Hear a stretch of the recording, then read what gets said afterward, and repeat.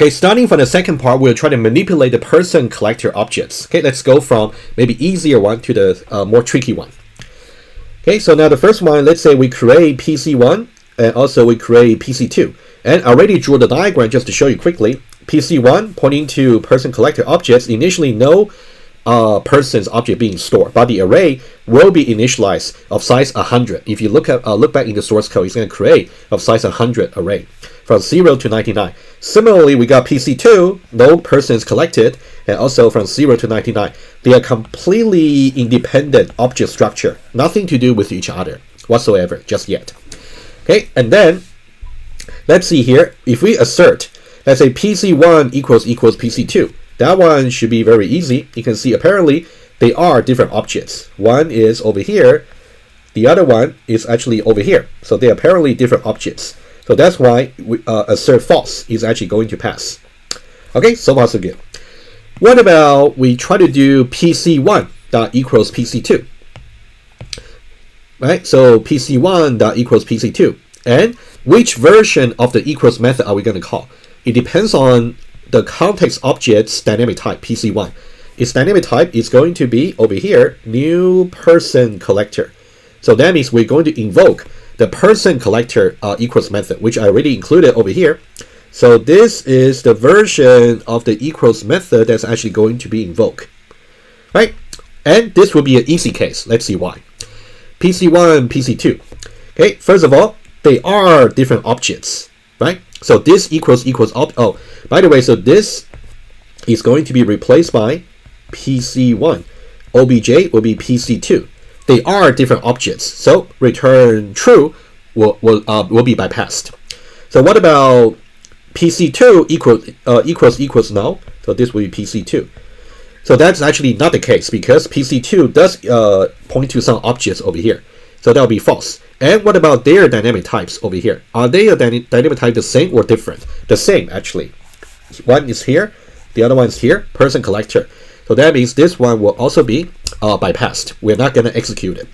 So we're going to actually initialize the Boolean variable. And also you can see this .nop equals other than nop. They're both 0.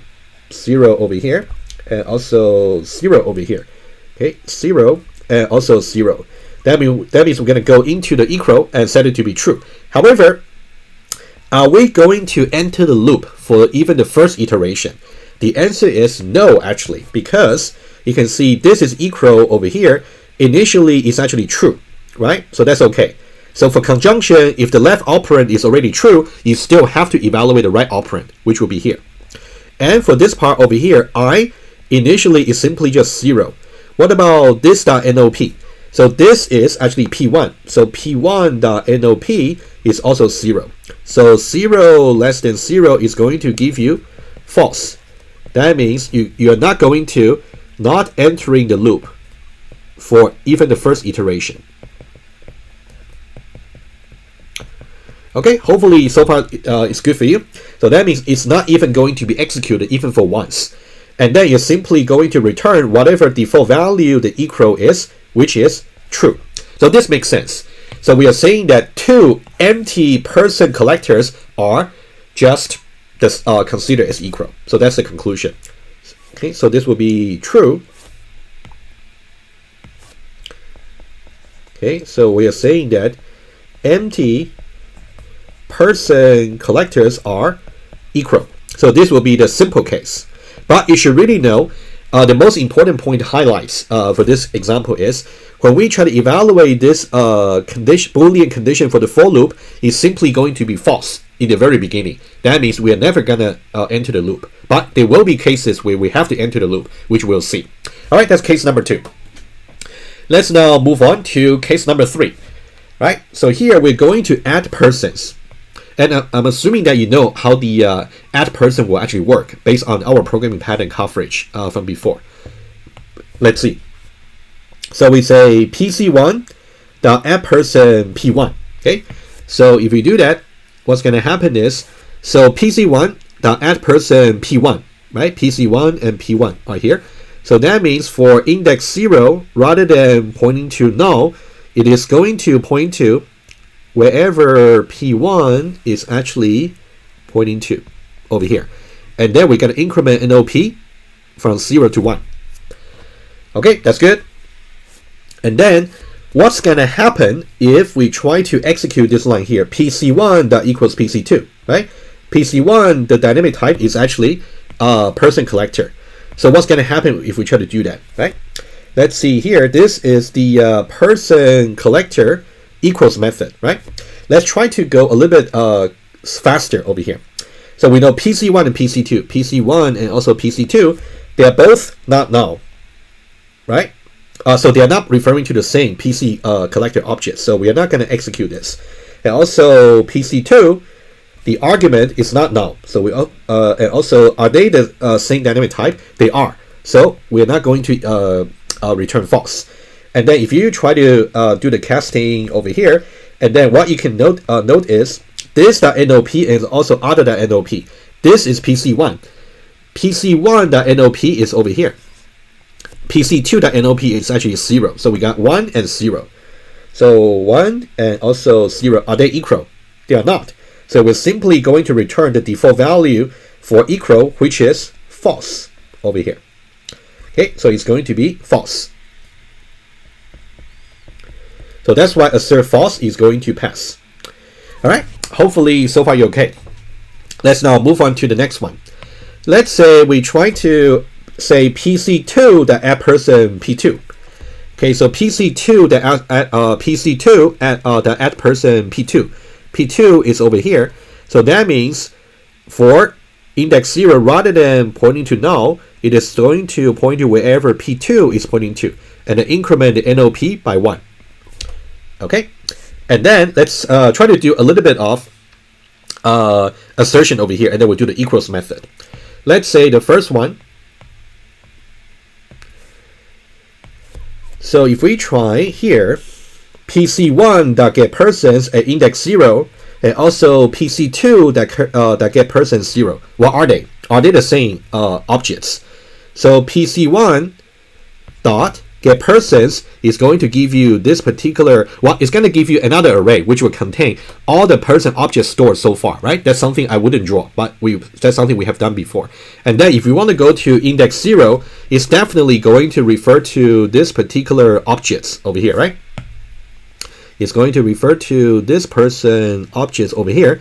Similarly, if you try to do PC2 that get persons at index 0, PC2 dot get persons, which will give you another array which will contain references for every member, including this one. So at index 0, that should be P2. Are they referring to the same objects? Apparently no.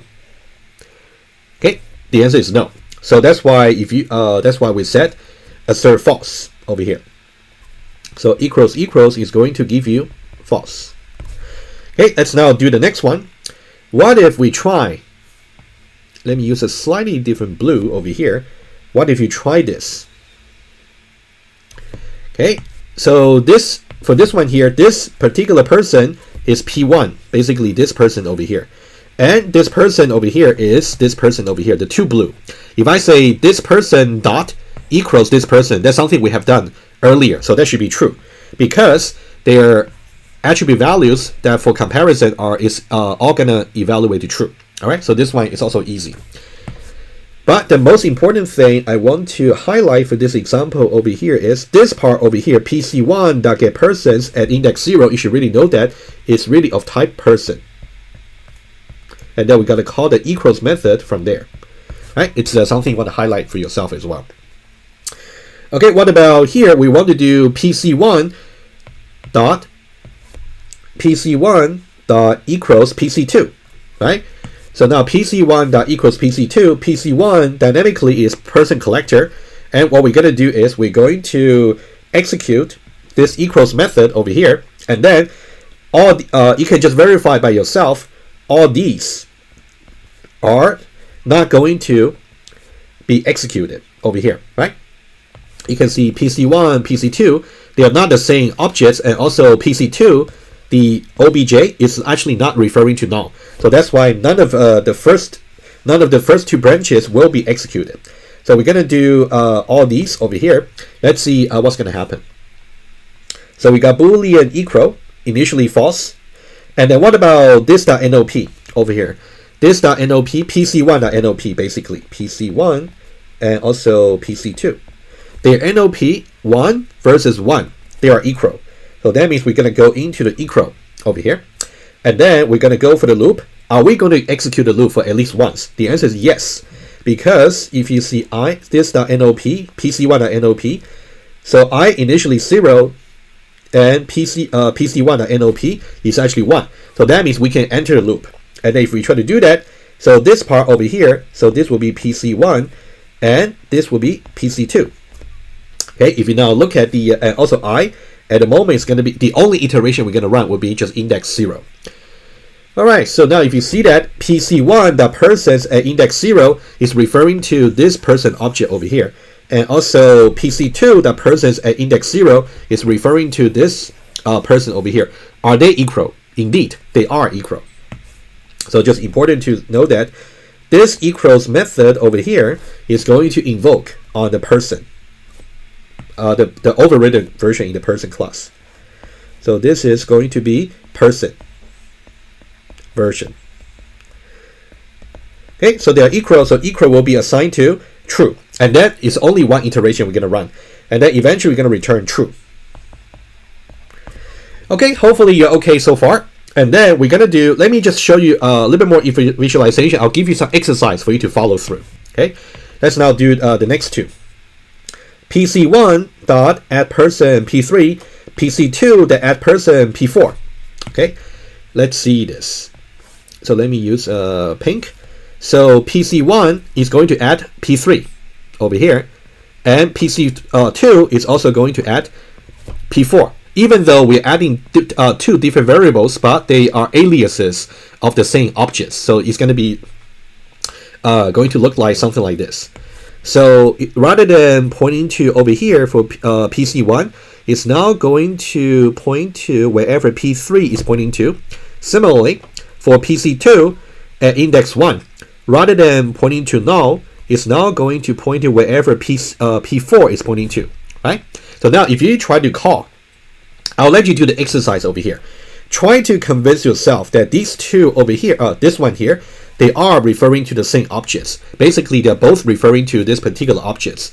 I'll let you do the exercise yourself. Okay, if you got trouble tracing that, reach out to me. Okay, that's number one. And also, if you try to do equals over here, this equals will actually come from the person class. And this equals over here is going to come from the person collector, PC. Okay, and then the way you trace it is going to be, well, this one is easy because since this object over here and this object here, they refer to the same objects. So of course, equals is going to just be satisfied by this branch over here and then return true. Number one. Number two, when you trace PC1.equals PC2, we are actually going to run this for loop for how many iterations? The answer is 2, because NOP, which I forgot to update, I will just update now. After adding these, it should be updated to 2.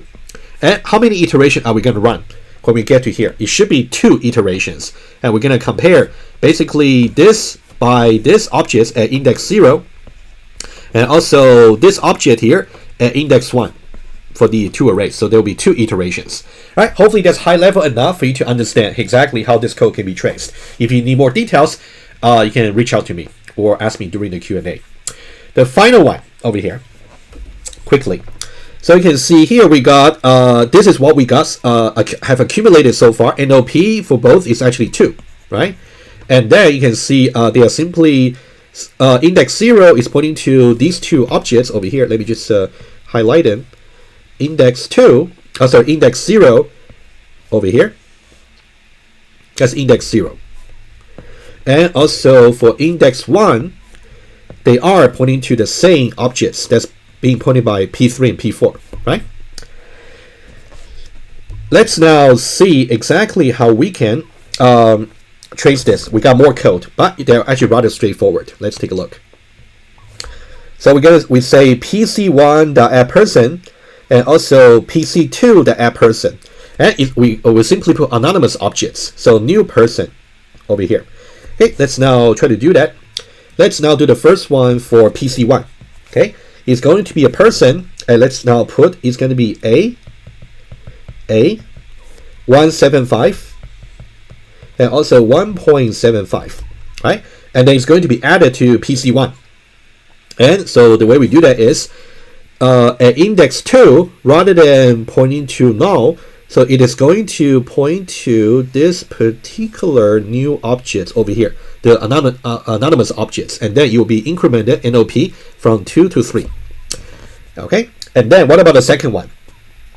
The second one there, let me use a slightly different purple. So it's going to be added to this particular anonymous objects, right? So it's now filled in the data.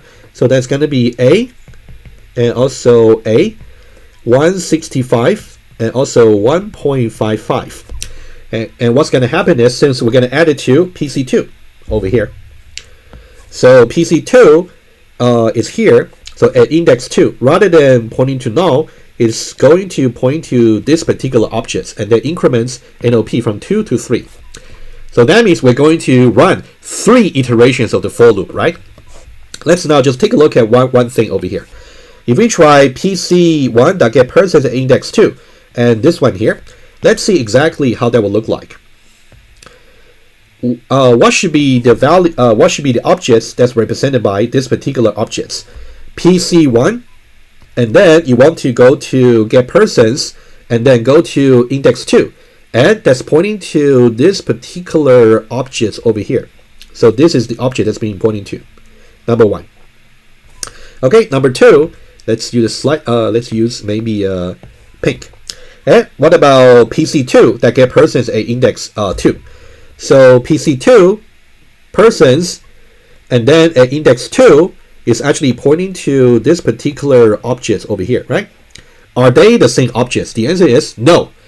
Not only that, their references are different. They are different objects, but also you can see their attribute values 175 versus 165. So when you eventually run the equals method on these two persons objects, it's going to return false. Just keep that in mind. Okay, so actually exactly over here. So you can see this part over here. Let me just use what about yellow? Okay, so this part over here. Actually, let me just say equals over here. Which version of the equals method are we going to call? The answer is the one from person. Okay, the person version. And then what about the next one? What about the equals method over here? And the context object is PC1. PC1 dynamically is person collector. So this will be person collector. Okay, just different versions of the equals method. This one here I just explained, it should be returning false. That's why asserting false will actually pass. What about this one here? PC1 that equals PC2. Let's trace that very quickly just to point to you. If we try this, it's going to invoke this version of the equals method from person collector, right? And you can see first PC1 and PC2. So PC1 and PC2, right? PC1 and PC2. They are not the same objects, right? You can see this one here, and also, so it's PC1, and also PC2. They are not the same objects. So this part is not going to be executed. What about PC2? Is it equal to null? Apparently not, right? Are they referring to the same? Dynamically, are they referring to the same objects? Are they referring to are the objects they refer to have the same dynamic type? That's the way to put it. You can see, indeed, it is. Let me show to you. You can see this .get class and also obj.get class. You can see person collector and also person collector. So their dynamic types are the same. Okay, so that's why this part over here will also be bypassed. And we're going to execute over here. You can do that. And we're just going to run the loop. How many times are we going to run it? The answer is, depending on what the value is for NOP, it's going to be 3. And they have equal value. So it's going to be over here, I strictly less than this.NOP. This.NOP will be PC1.NOP, which is 3. I initially 0. We're going to say 0, 1, 2. So 3 iterations. For every time, we're simply going to reassign equal value to this particular expression. And it's also something that we spoke about before, right? You can see here. And that one here, you can see this person's I is of type person, right? and then we're gonna invoke the equals method, right? For let's see, for the first iteration, we're gonna compare index 0 versus index 0. That's for the first iteration. The blue objects, they are the same, they are equal. And for second iteration, index 1 and index 1. So we are referring to just the same object over here. Reference equal also means contents equal. So this will actually also be true. So the equal will be assigned to true after the first two iterations. Let me write it down here. So the iteration. Let's see the value of I. And also equal value at the end. So 0, 1, 2. So these will be the three iterations. After the first iteration, we are basically comparing these two objects. Are they equal? Yes. So that will be true. And for the second iteration, we are basically comparing the same object over here. Are they equal? Yes. And for the third iteration, we're going to have I being 2. So what will be the corresponding object? It will be this object versus this object over here. Are they equal? No, they are not, because you can see this value here and this value here, for example. So that one is going to assign equal to false. So eventually equal will be assigned to false at the last iteration. And then, so this will cause the loop to exit, and then eventually we're going to return false. Okay. All right, so that's about a very detailed tracing of how you can manipulate the person collector and also add some extension about the equals method. You should really know how to trace the method very thoroughly. Okay. All right, so that's about what I want to cover for the equals method. Let me just go back to the slides and make a very quick summary, like a conclusion. What should you do beyond this lecture? So you want to play with the source code, which I did many parts of them with you. You want to especially use the debugger to reproduce the step into procedure to execute the various version of the equals method. You want to make sure you can do that by yourself. And then you may want to go back to your review tutorial, extend the products, entry, and refurbish store class by overridden versions of the equals method. That's something you can do by yourself. If you want me to check your answer, drop by my office hour or reach out to me and we can take a look. All right, so that's about for this week. I wanted to cover the call by value, but I'm running out of time, so we'll do that in the next week's lecture.